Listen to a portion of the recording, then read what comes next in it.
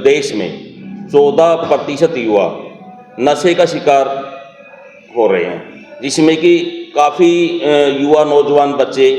जिसमें उन्होंने बताया कि 15 से 25 के बीच के युवा आत्महत्या बहुत कर रहे हैं, क्योंकि नशा बहुत महंगा सौदा है। नशा ये नहीं है कि बीड़ी और सिगरेट का नशा है, नशा शराब की भी नशा सहन कर जाता है इंसान, लेकिन उससे ऊपर नशा जो है कोकीन का है, अफीम का है, स्मैक का है, ये नशा बहुत महंगा नशा है और बहुत महंगा शौक है, जिससे आदमी या कोई युवा है तो वो कुछ दिन के लिए तो इसको सहन कर सकता है, बर्दाश्त कर सकता है, उसके बाद वो स्वयं को इसके लिए असहनीय बन जाता है। उसको कहीं से कोई इंतज़ाम नहीं होता पैसों का, या कहीं भी वो चोरी करने लग जाता है, समाज में सबकी नज़रों में गिर जाता है, परिवार की नज़रों में गिर जाता है, अपने बीवी बच्चों को छोड़ देता है और नशे की ओर बढ़ता जाता है, और अंत में उसको चारों तरफ अंधेरा ही अंधेरा दिखाई देता है और उसको लेकर आत्महत्या करता है। जिसके लिए आप देख रहे हैं कि प्रशासन भी इसके लिए बहुत सक्रिय है, और हरियाणा सरकार माननीय श्री नायब सैनी जी तो 2-3 बार घोषणाएं कर चुके हैं कि नशे के खिलाफ कुछ न कुछ योजनाएं लेकर आ रहे हैं, और इसके खिलाफ मोदी जी, प्रधानमंत्री जी ने भी बहुत बड़े कदम उठाए हैं कि नशा देश में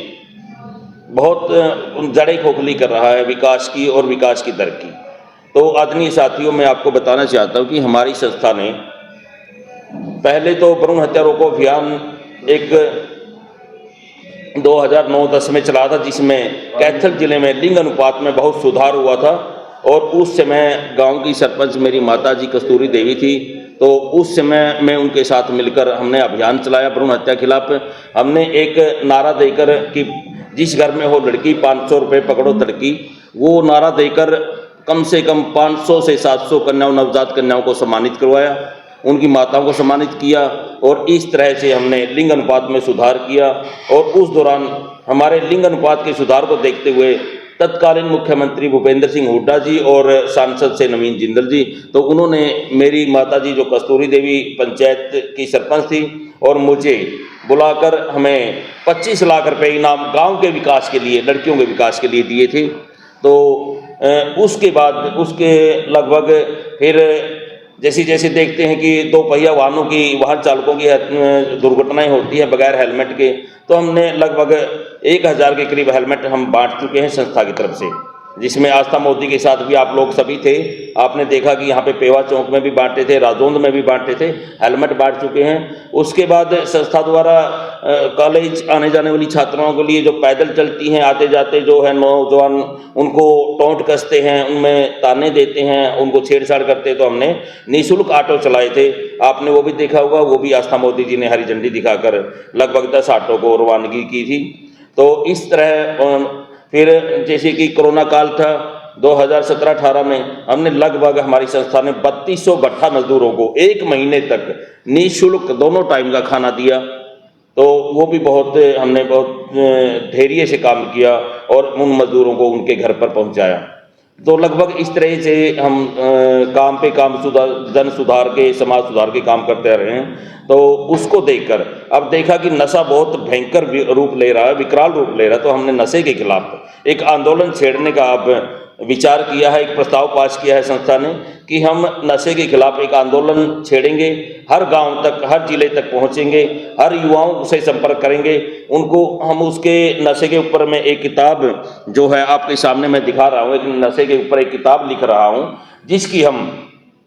1 लाख प्रतियां छपवाएंगे और हर गांव तक, हर युवा तक इसको पहुंचाएंगे कि नशा कितना बुरा है, नशा कितने प्रकार का होता है, नशा से क्या हानि होती है, नशा जड़ें खोखली कैसी करता है, नशा क्यों छोड़ देना चाहिए। तो इस प्रकार इस किताब में सारी चीज़ें हैं जो हम अलग अलग व्यूज ले रहे हैं। तो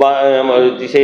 बड़े अधिकारियों के साथ भी हम बात विचार विमर्श कर रहे हैं कि आप भी अपना कोई जो नशे के ऊपर कुछ देना चाहते हैं, लिखना चाहते हैं, तो हम अपनी किताब में आपके लिए भी जगह देंगे। इस प्रकार हम नशे के ऊपर एक किताब लिखकर लगभग जल्दी ही, और मुख्यमंत्री जी से इसका विमोचन करवाएंगे, इस बुक का, इस किताब का। हमारी बात हो चुकी है, लगभग 1 या 2 महीने बाद मुख्यमंत्री जी इस किताब का विमोचन करेंगे। तो